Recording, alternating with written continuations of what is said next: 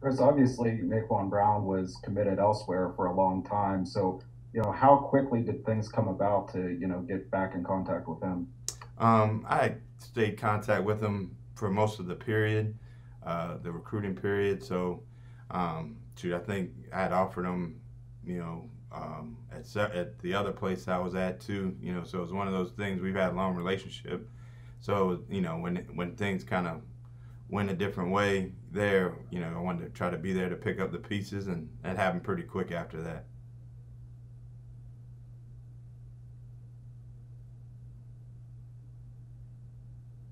You've been you're a Virginia guy and you coach high school football in Virginia, Chris. Uh, do you have on a first name basis with a lot of those coaches down there? Is that part of the reason you're able to take some of these kids from Virginia and Virginia Tech? I think so. Relationships, recruiting is relationships. That's what it is. Obviously, I know that a lot of those coaches really well. Everywhere I've been, I've always tried to recruit down there. That's home for me. So it's an area of the country that's got great football. And they've got great coaches too. And I understand that, respect that, and I think they know that that I do. So they always want to send me guys, and I'm happy to have them when we can get them. So. Much has continuity in the staff helped when you're recruiting, especially the last couple of years here?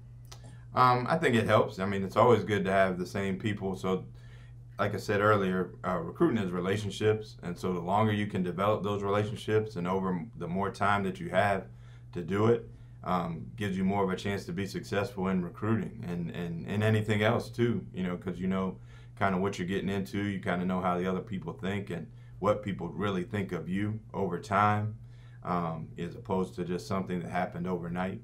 So I think those things all go together. Continuity is a big deal. Does Jaden Bradley bring something different that maybe you haven't had at least this past year, just from his pure physical size?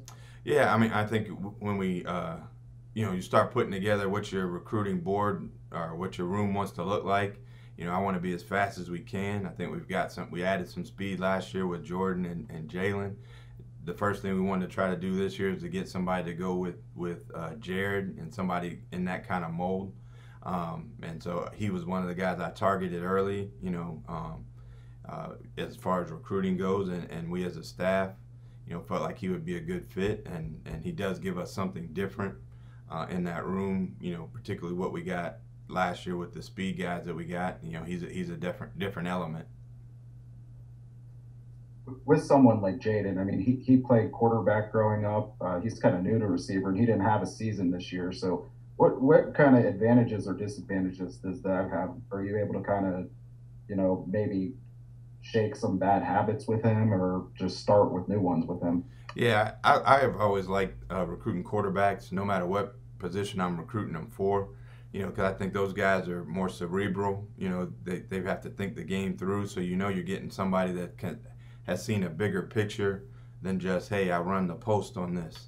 He understands, okay, this is how a route concept is put together. So those guys, football is slowed down a little bit for quarterbacks more so than some other positions. So I've always liked recruiting quarterbacks at receiver or DB or wherever. So I do think he's got some ability that hasn't been tapped yet, and so I kind of like not having to break some habits. But I also know the people that have worked with him really well. Coach Fred and the guys at DeMatha, they've done a great job with him. He sends me videos and stuff to check him out. So you get a chance to see what he does. Obviously, they post everything nowadays, so you get a chance to see how he's developed over the last year. And so I'm really excited to be able to work with him and for his future. Chris, is there a wide receiver currently on your roster that you kind of liken to what maybe Miles does best, and just the way that he operates as a receiver? Yeah, I mean, I think he's got a little bit of Trey Tipton in him. He's a long strider, but he's got quick feet. He's got really good length, because I think, he's 6'1". I've seen him listed, several different heights. He's all of 6'1" with really long arms. So that length is something that's important. Gives you a chance to separate. he's more of a glider than he is a flat out burner, but I think he does a nice job in transitioning in and out of his routes. So hopefully I think he can be a healthy Trey Tipton as opposed to some of the injuries that Trey's had to endure. I assume you got a pretty happy group of receivers on the current squad after last night's news. What does that do for these guys going into next year to have Kenny Pickett back? That's huge. I mean, that's the biggest signee of the class right there. So, he's our leader, and the confidence that Kenny brings is immense. You could tell that, from the time when he's not out on the field. So, the receiver room is happy about it. The O-line room is happy about it, and the whole building is happy about it because I think he makes us a better team, clearly. Coach, has DJ told you officially what he is doing? Any chance that he returns for next year? We've discussed it. We've talked at length about it for really over the last week. I'll let him go through his process that he needs to go through to figure out what he wants to do. But we've been in contact. I actually talked to him maybe an hour ago, 2 hours ago now. So he's still in the process of mulling over his decision. I think Kenny, he's really your best recruiter right now. People have confidence in him. So we'll see where that goes. But I don't want to comment one way or the other as far as what he's leaning.